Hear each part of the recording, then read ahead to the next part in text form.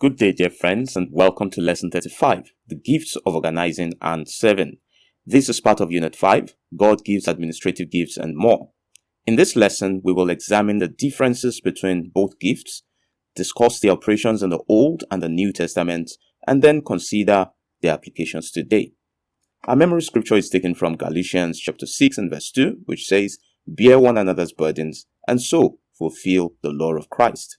In determining the differences and the connections between these two gifts, we will consider their meanings. In Division 1, the lesson discusses the gift of organization, while in Division 2, the gift of serving.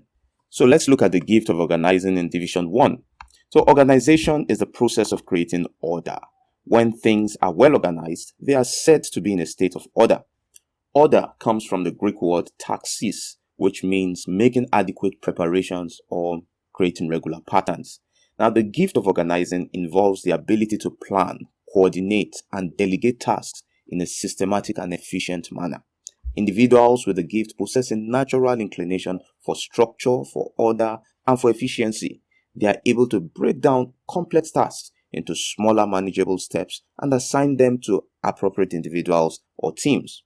So an organizer is gifted with wisdom, a gift of the Holy Spirit, to plan, to coordinate, to delegate, and solve problems, and they pay attention to detail.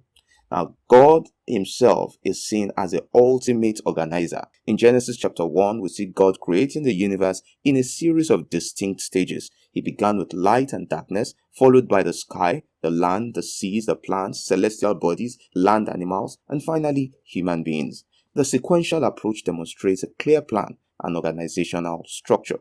In Genesis chapter 2, we see God delegating organizational responsibilities to Adam, placing him in charge of the Garden of Eden. Examples of organizing in the Old Testament include Joseph, who as a governor of Egypt demonstrated exceptional organizational skills in managing the nation's resources and preparing for famine. Now, Nehemiah led the rebuilding of Jerusalem's walls, requiring careful planning, coordination, and resource management. We can tell of Joshua, of Gideon, David, and others who organized the armies of Israel in battles. Bezalel and Oholiab were also chosen to organize artisans who worked out the building of the tabernacle in the wilderness. In the early church, deacons were appointed to handle administrative tasks when murmurings began to ensue regarding meeting widows' needs in Acts chapter 6. Whenever there is spontaneous growth, organizers are needed to put things in order. In the church today, the gift can be applied in organizing various church programs and events such as Sunday services, Bible studies, outreach initiatives, and conferences, managing administrative duties like budgeting, scheduling, and record keeping, overseeing the maintenance and upkeep of church facilities such as buildings, furniture, and equipment. So let's look at the gift of serving. The word service here is used synonymously with ministry, and it is included in Romans chapter 12 verse 7 as one of the graces to be exhibited in the church. It comes from the Latin word diaconia or diakonos, from which the word deacon is derived. The word means to serve, to run errands, described by a waiter at the table waiting to serve. Now, the gift of serving involves a genuine desire to assist others to meet their needs. Individuals with this gift are motivated by compassion, humility, selflessness, practicality, and generosity. They are often found volunteering their time and their talents to help people in need. They identify tasks that need to be done and voluntarily use available resources to get them done. So in citing examples of gifts of serving in the scriptures, we see Tabitha, known for her acts of service as she helped the poor and the needy. Phoebe was a servant of the church at Centria who provided assistance to many people. Jesus, who exemplified the ultimate act of service, washed the feet of his disciples. His compassion always led him to helping out those in need. And remember how he would not let the multitude who had been listening to his teachings leave hungry.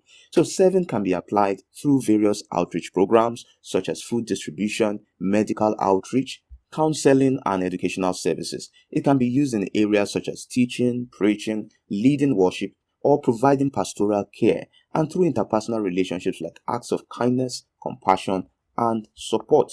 So let us examine the differences and relationships between the gifts of organizing and service in terms of focus. While the gift of organizing focuses on structure, planning, and coordination, the gift of serving focuses on helping others and meeting their needs. In terms of drive, Organizing may be motivated by a desire for efficiency and order, while serving is motivated by compassion and a desire to make a difference. So while the gifts of organizing and serving are distinct, they are often interconnected. Effective administration often requires both gifts working together.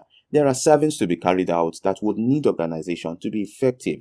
Hence, a servant may benefit from organizational skills to effectively meet the needs of others.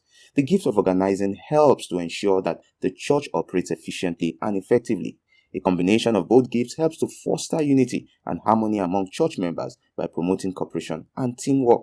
And through organizing and serving, the church can grow and develop spiritually and numerically while having greater impact on the community. So our lesson summary: both the gifts of organizing and serving are required in the church to ensure that administration is effective and efficient.